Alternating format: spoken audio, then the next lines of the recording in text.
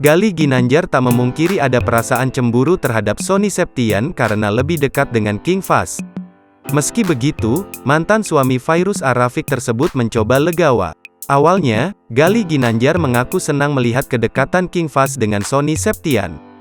Dia bersyukur anaknya mendapat sosok ayah sambung yang baik.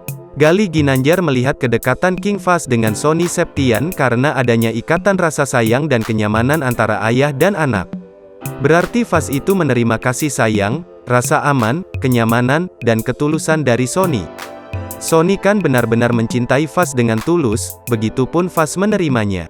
Jadi ada timbal balik yang baik, tutur Gali Ginanjar saat ditemui di kawasan Tendean, Jakarta Selatan, Kamis tanggal 14 April tahun 2022. Gali Ginanjar tidak memungkiri ada sedikit perasaan cemburu sebagai ayah kandung melihat putranya lebih dekat dengan ayah sambungnya.